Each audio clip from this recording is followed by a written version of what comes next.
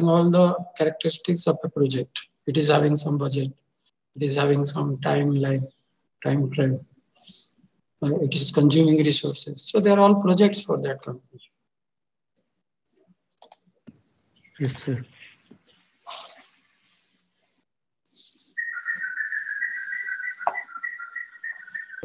Discussion on project types we are talking about.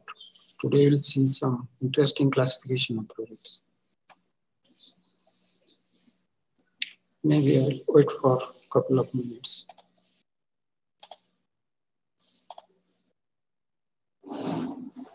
So that few more people join this meeting.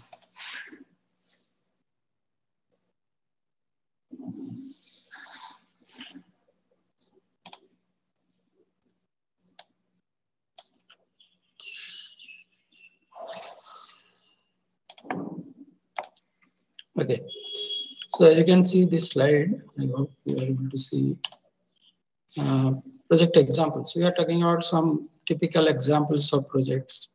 So by now you have got an idea that what are the various examples of projects.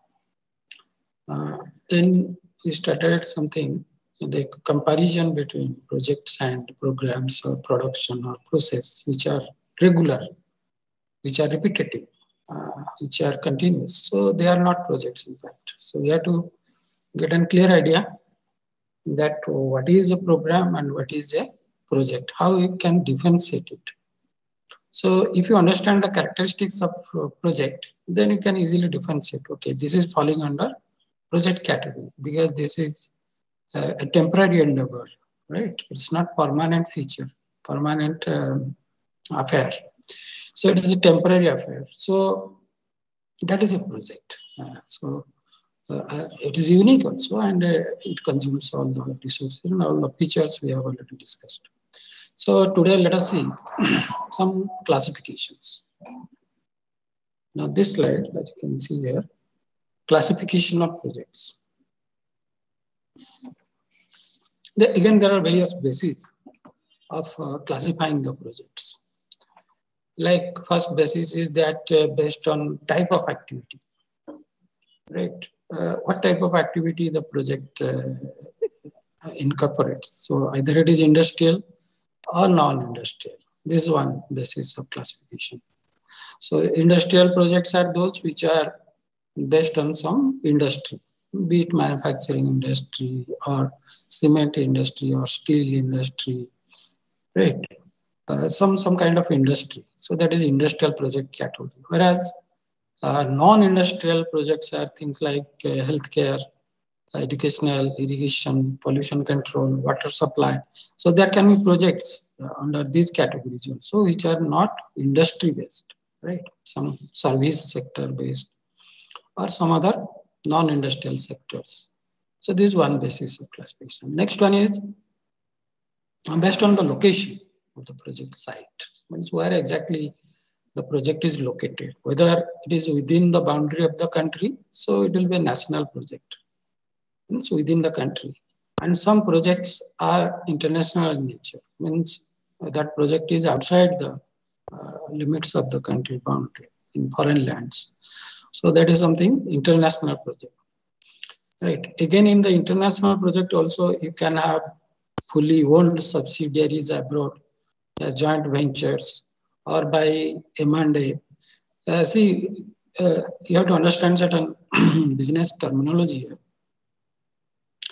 For international projects, for example, companies, let us take the example of Mahindra and Mahindra.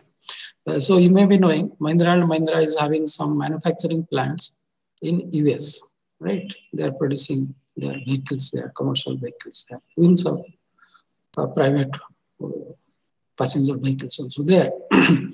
So when they must have started this kind of venture, so either they have to tie up with some other company there who already have some manufacturing base, right? Some kind of a joint venture, as we call it, or maybe they have their own subsidiary there, right? They will have a sister company there in some foreign land, and they will start their new project. right? New manufacturing plant. Or sometimes because of mergers and acquisitions. See, these things happen in business world, that bigger companies try to uh, uh, get acquisition of smaller companies, right? They completely take over those companies, and because of that, they will start new projects in that company which they have acquired. Or sometimes mergers also happen. Means two companies of maybe almost equal status, they merge and become single entity. So that kind of things happen in corporate world. So they are called M&A, merger and acquisition. So because of any such reasons, either joint venture means a kind of partnership, or maybe some own subsidiaries, right? So in foreign land, you have to start a new project. For example, imagine when Hyundai, which is South Korea-based company, they must have first introduced their manufacturing plant in India, right? Now they are second largest producer, but I am giving the time when they have started their business in India. So what may be the scenario there? So at that time, they must have started a new project here that is fully owned, right? They started their own manufacturing plant somewhere near Chennai. So depends what kind of business there. For example, Ford, of course, they are trying, they are going to leave India, but when they must have started here, it was fully owned. But there are some companies which started with joint ventures. Means, for example, companies like we'll talk about automobile sectors.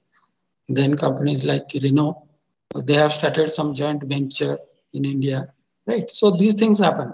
So they first look into what are the companies who are successful, and they'll try to have a joint venture that will invest there, will share our technology or our some kind of facilities. Then they will have a joint venture. So whatever the case may be, these new projects come up, right? So these are international projects. They are international projects because it is beyond the boundary of their own state, right? So there are some classification. Means all are projects, agreed. But what kind of project? All right. So the next one is based on project completion time. You can divide the project or classify the project into normal or crash project. Normal or crash project. Okay. So these are another basis based on time. See what happens. Sometimes you do not have enough time to complete the project. Suppose because of some pressing needs, maybe you want to complete this bridge before the rainy season, right? Maybe a pressing need, or you have to complete this building before some date because there is a pressing need, because admissions will be, for example, some educational institution, you have to complete this hostel before this date because the admission time is this one. So there you will not look into the cost. There you will look into the time as your constraint. So as you know, there are courses called crash courses, right? So there you may have to pay the fees similar to your normal course, but they will complete the course within a very short time. Crash course. The reason is that you don't have enough time, but you are ready to spend. So the same thing happens in projects also.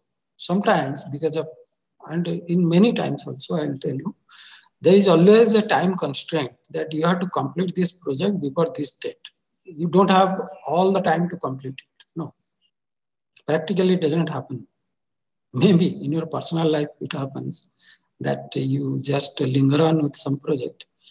I mean your own project, but in practice, in commercial projects, there is always a pressing need for time that it has to be complete before this date, and the company is ready to spend anything extra. So in that case, you will go for crashed projects, crashing of the projects. When it is a crashing of the projects, you will spend more on the resources to compress the time. You want to compress the time, you want to finish the project within a shortest possible time, but you are ready to spend. And on the contrary, suppose you don't have any other, any other time constraints, you are going at your normal pace, right? Normal pace, no hurry. So your expenditures may be normal, means it is not as compared to the crash projects. You will spend normally, and the project will take its normal time. You are not in a hurry. So that is normal project. Right? Again, it depends on your requirements. Okay, so that is one classification, that normal and crash projects. We will come back to this crash projects in the scheduling part of this subject. That is maybe fourth or fifth module. Now there is another basis which is based on ownership. Ownership. So you take any project, it must be either in the private sector or in the public sector, means government funded, or maybe something like a joint venture. I mean, joint sector, like which is we call as PPP, that is 3P mode.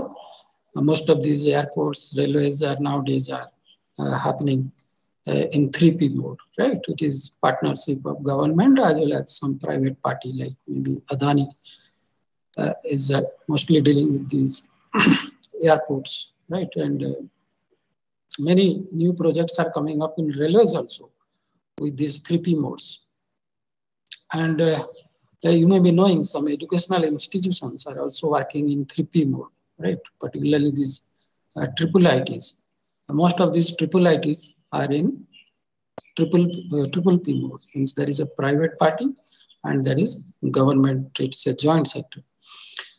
Even some medical colleges, I know, they are also in 3P mode.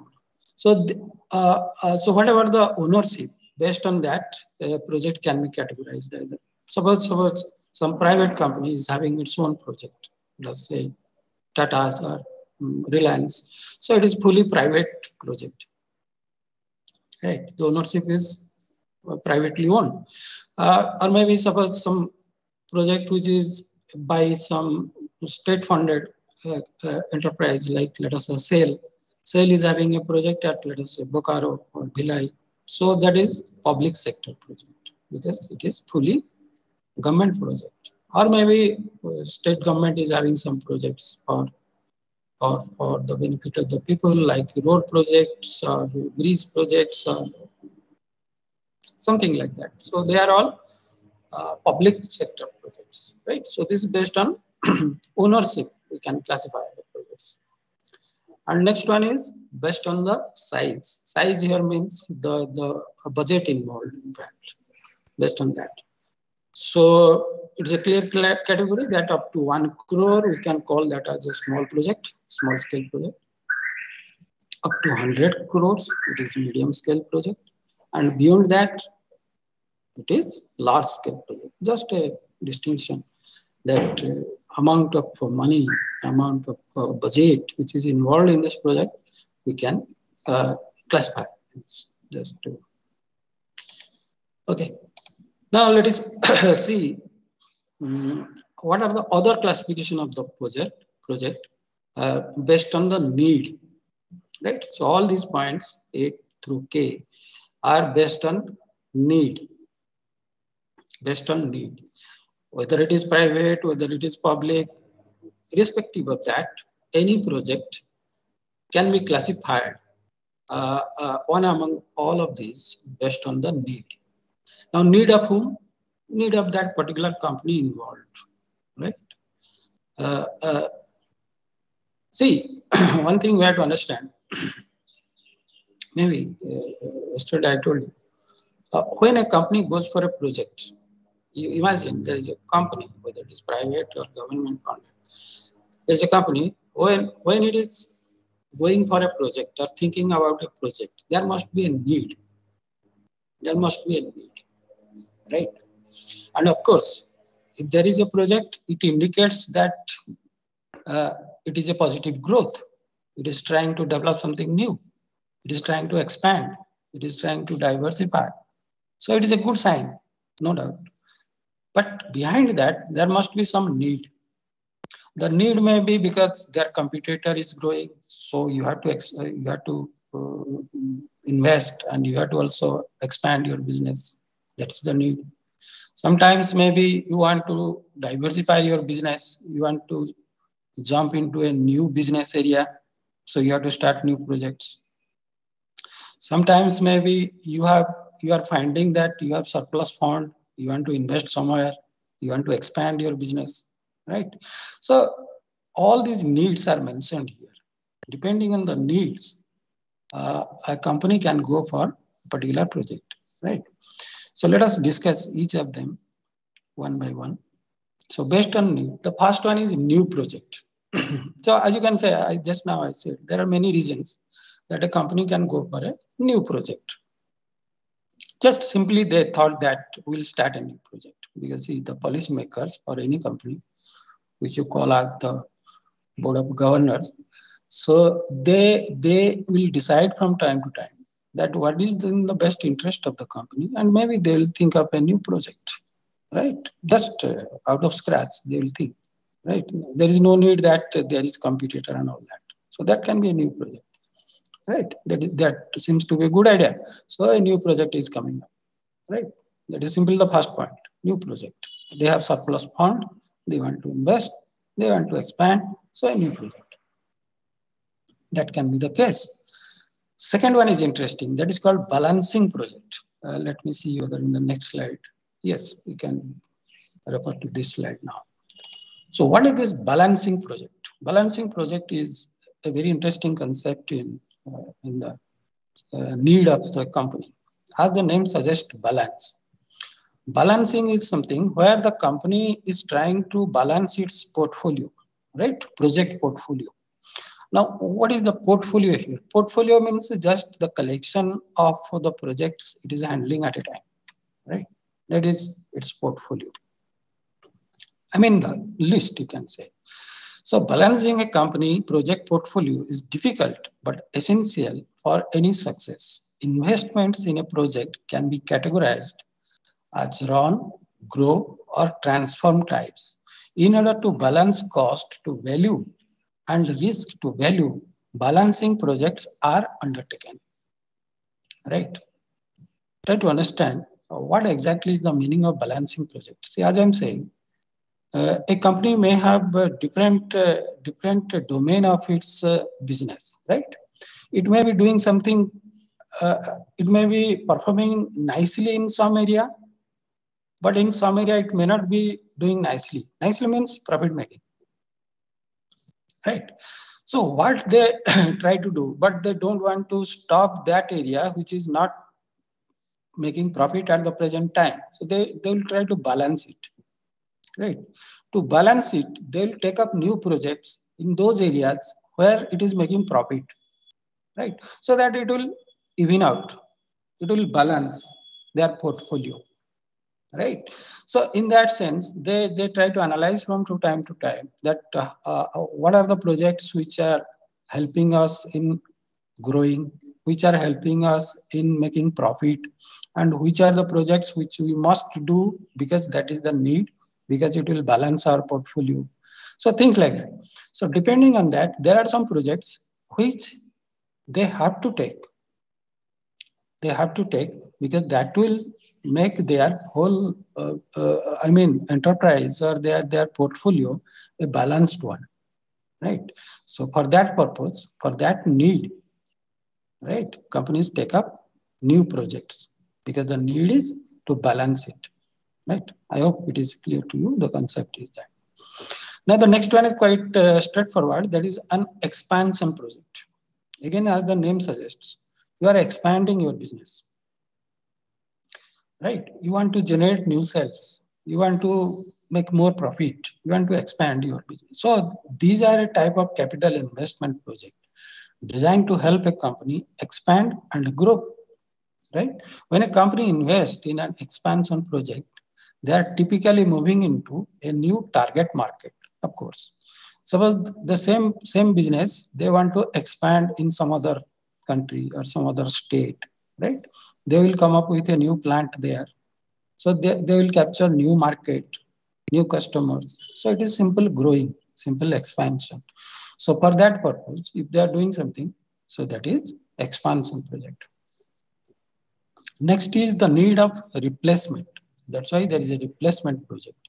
It is undertaken in which a company eliminates a project at the end of its life and substitutes another investment. Replacement means suppose some function is there, some activity is there, some plant is there, but it need to be replaced. It need to be replaced with another one because of any reason, a number of reasons. You want to replace it. So a new project is taken just to replace some existing function, right? That becomes a replacement project, right? So we are discussing about what are the various needs based on which companies take up projects. Externally, it will look as a new project, but behind that, the thought process for which the company had taken up that project, that is the need. Modernization project. Again, it is very straightforward that you want to enhance your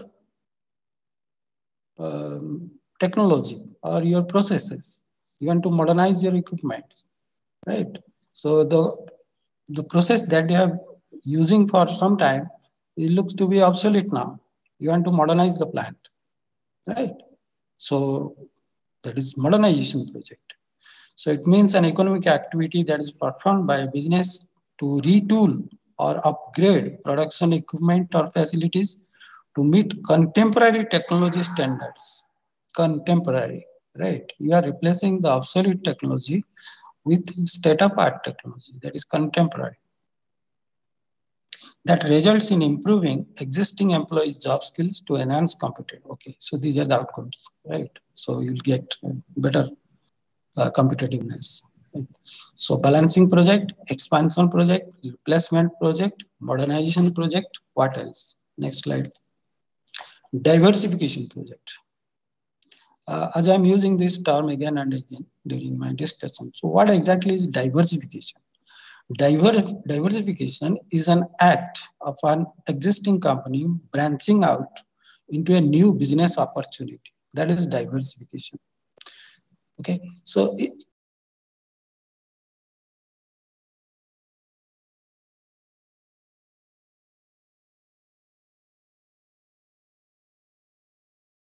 they are fully diversified.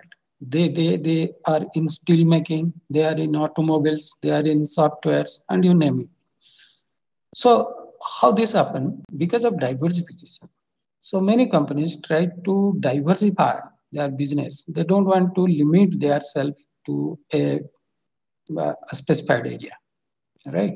When they have surplus fund and they are ready to invest, they will look into other avenues, right? Okay, we can go to tech, we can go to FMCG or IT or services, healthcare, education. So they look into various avenues where they can invest and start their new project. This is natural. This is natural because they want to grow their company, right? So in that process, this diversification happens, and this diversification is also various types, right? For example, you can see here horizontal diversification, vertical diversification, concentric diversification, and conglomerate diversification. Let us understand what are the differences among all these four diversifications.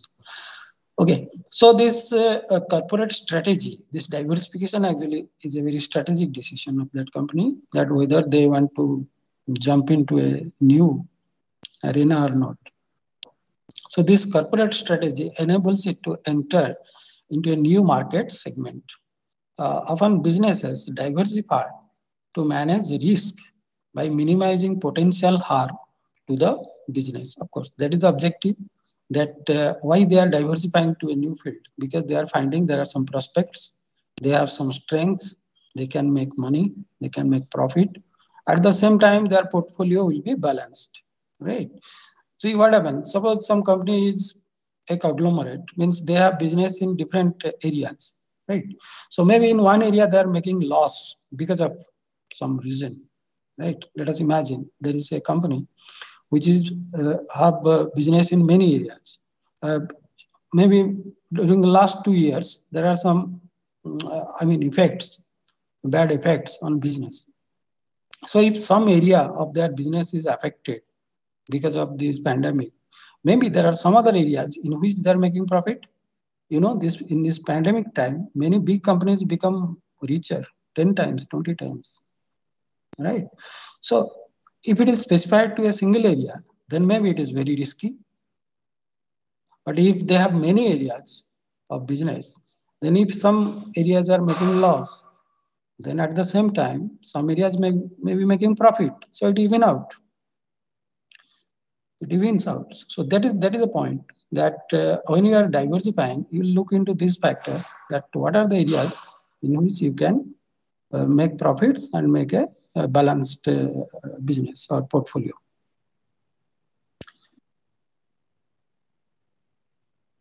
Okay, so this is a point it is mentioned here. If one of their business enterprise is taking a hit in the market, hit means taking a loss.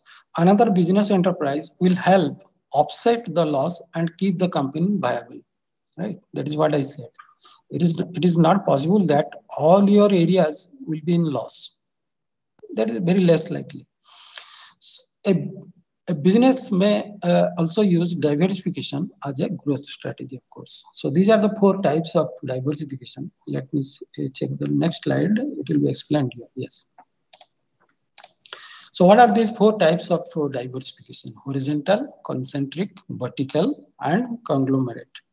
So horizontal, the horizontal strategy of diversification refers to an entity offering new services or developing new products that appeal to the firm's current customer base. So this is the definition of horizontal diversification.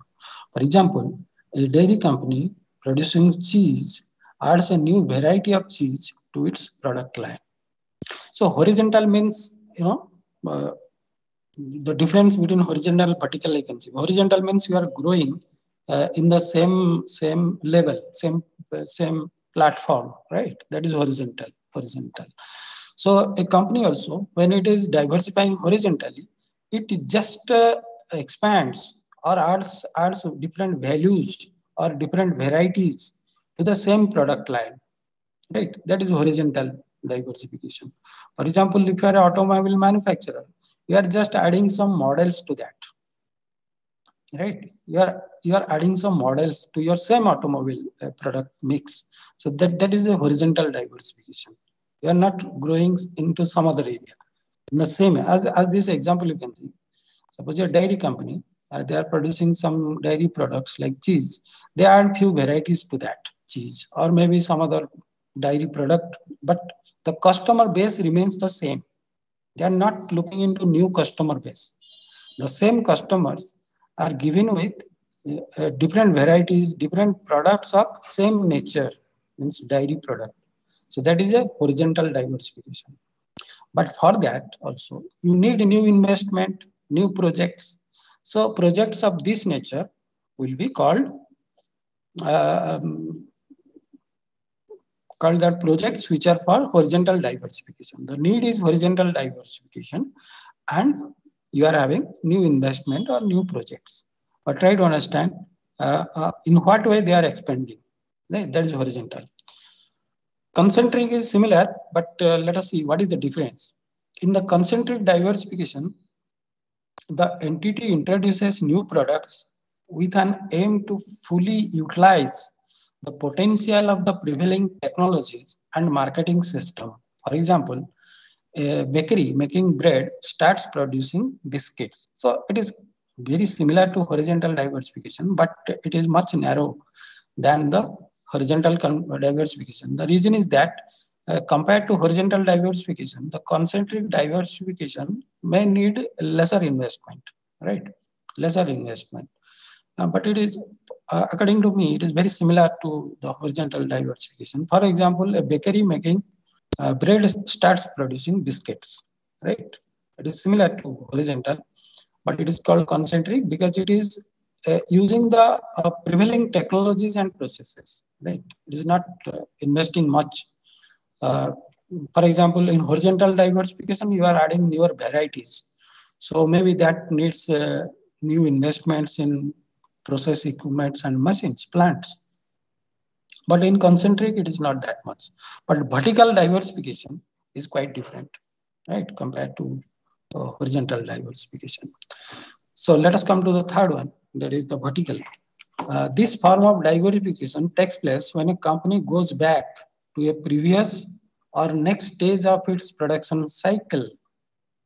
This form of diversification takes place when a company goes back to a previous or next stage of its production cycle. Right? Are you able to understand what is the meaning of each vertical? Okay. For example, a company involved in the construction of houses starts selling construction materials and paints. It may be forward integration or backward integration. A jam producer acquired fruit producers is a backward vertical diversification, and winemaker having own orchards, etc. Now try to understand this. When I'm saying vertical diversification, look, there is a clear line of flow of materials in the supply chains, right? You talk of any industry, there is a supply chain, you know.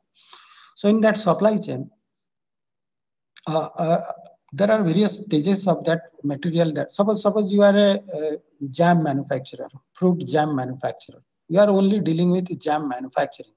So what is your raw material? The raw material maybe you will get from some farmers who are producing fruits and they are making pulps, etc., and they are selling to you. That is your raw material, right? So you are not bothered about the pulp making or collection of fruits, etc. You are simply purchasing the fruits directly, or the pulp in that case, to your jam manufacturing plant, and you are processing it, right? Now, when you are trying to vertically diversify, then you are thinking, okay, I am purchasing these fruits from these farmers. Why not I have my own farming of the fruits? Why not I have my own plant for pulp making, right? So that means you are moving vertically. That is called vertical diversification, right? In the value chain, in the supply chain, you can move either way. You can move backwards. The example that I gave is moving backwards, right? You are collecting, you are having your own farming of the fruits because you are a jam manufacturer, right?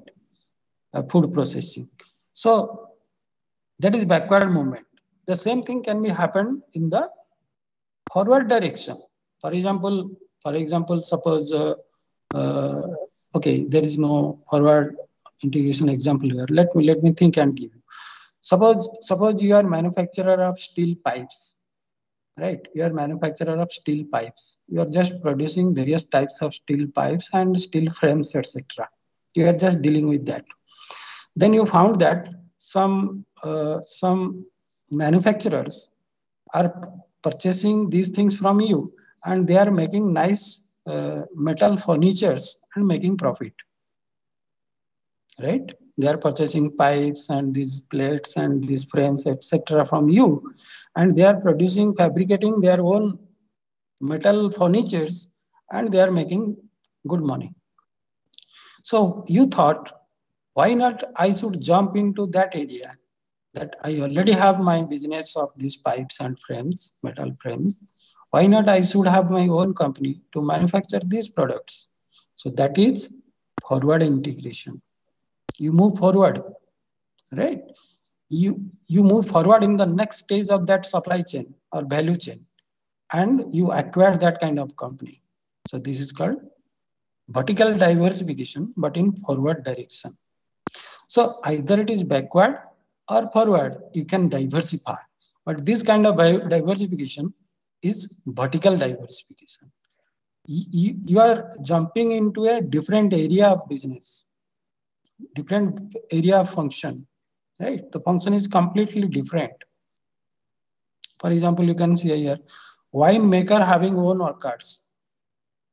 Those who are making wine, so they will have their own orchards also. They will have their own plants for grapes and everything, right? So this way,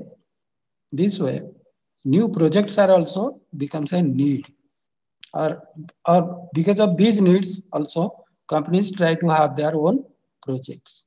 So this kind of need is called vertical diversification. Is it clear to all of you? backward and forward diversification, or anyone is having any doubt? I can repeat it.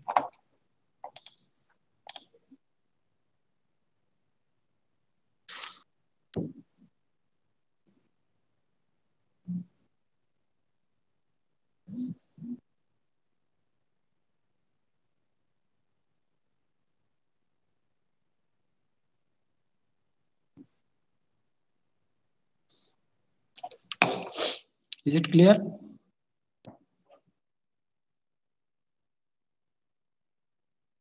Good. Do you have, by the way, do you have any example in your mind where you can cite these things that, okay, this is a business, one can move backward for this and move forward for this? Any example in your mind? Anyone? It will be nice to discuss it.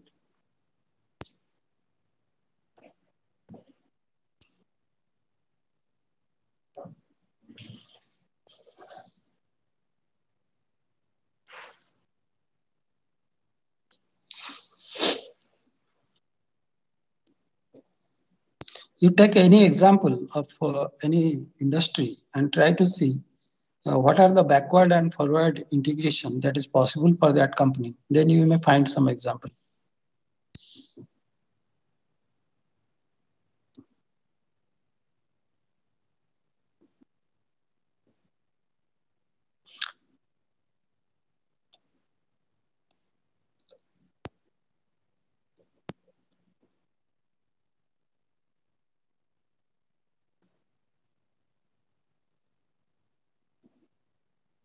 Okay, you think on this, definitely you'll get some example.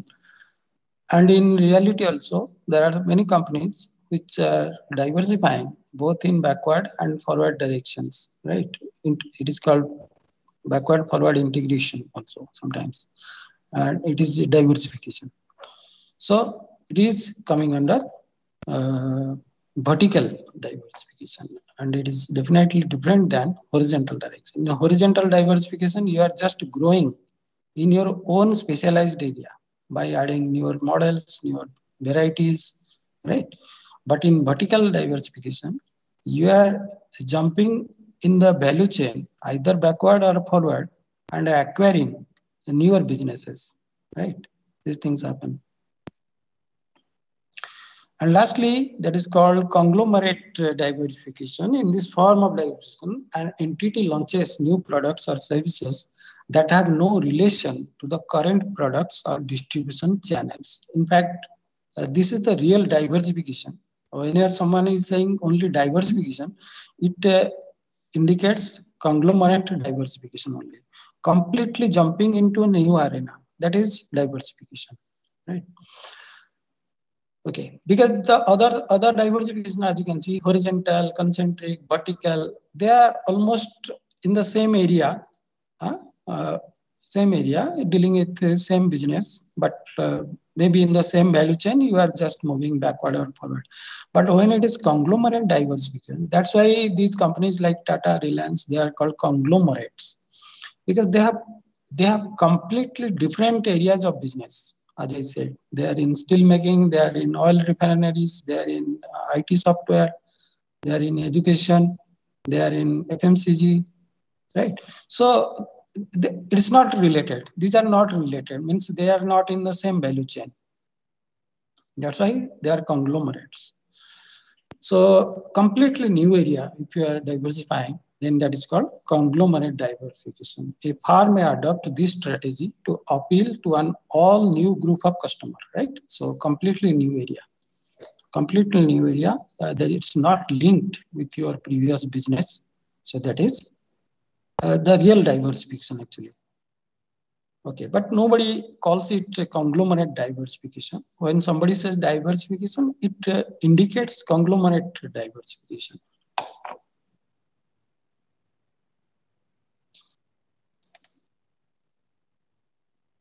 Okay, so these are some examples of forward and backward integration projects, as I asked you. Let us quickly go through this.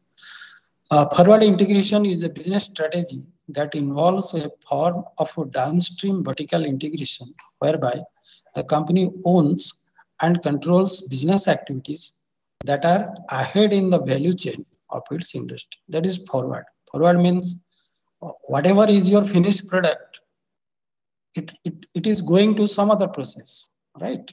It is going to some other process. Now, if you can acquire that process, then that becomes forward integration, right? For example, Intel supplies Dell with its processors that are placed within Dell's hardware. If Intel wanted to move forward in the supply chain, it could conduct a merger or acquisition of Dell in order to own the manufacturing portion of the industry. Just an example, but it is not happening.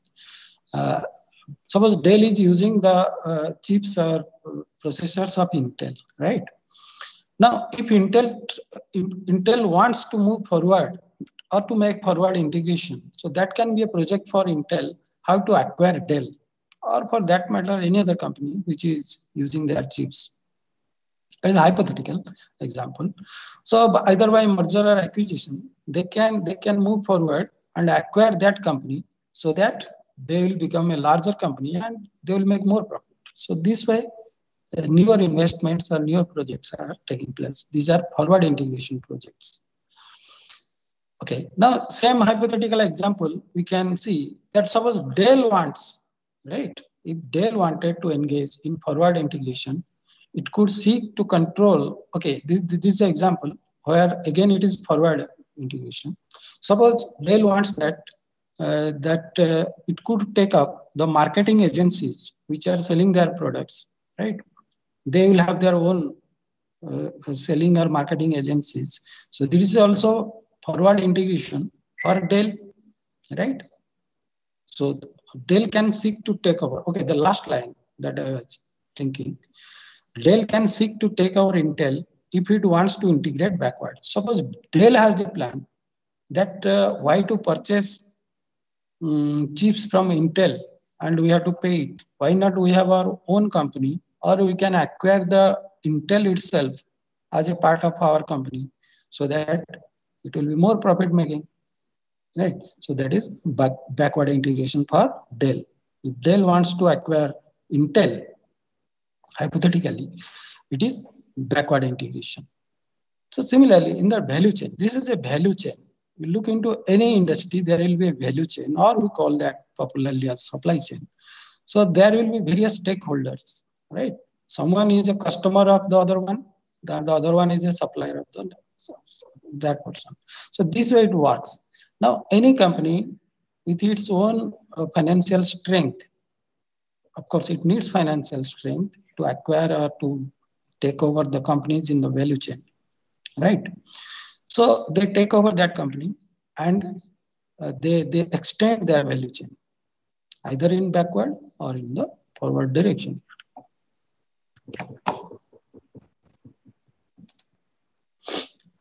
All right, so this is a figure where you can see and understand how these forward and backward integration projects are taking place. In the left-hand side, you have some state of the material like raw material, intermediate goods, then manufacturing, marketing, sales, then after sales services. So these are the 5 stages of a value chain or supply chain, you think. Then look at this figure. In the forward direction, suppose we are talking in the context of manufacturing. So manufacturing is at the center of these blocks. Okay? So manufacturing center mein, तो manufacturing, with reference to the manufacturing, forward integration में क्या हो रहा है?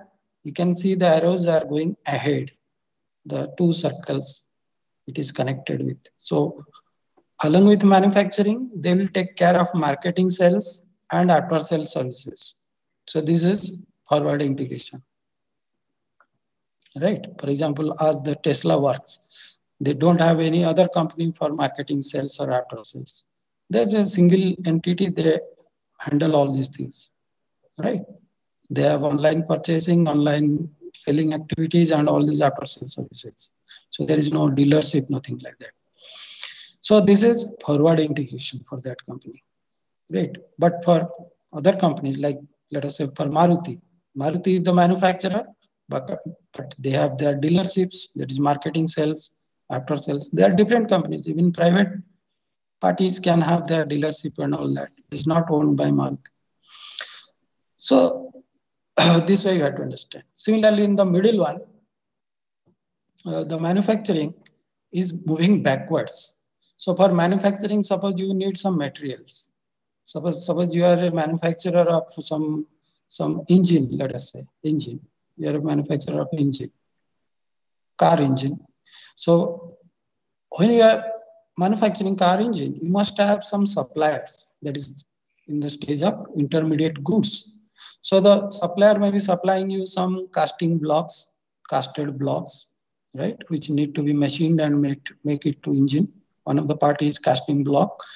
So the company which is producing the casting blocks, if you can take over that moving backwards as a manufacturer of engine, so this is backward integration. Or suppose you started your new project to manufacture engine blocks. No need of always taking over or merger acquisition. You can have your own company also, own manufacturing also. Whatever raw material you are using, if you can produce that, that means you are moving backwards.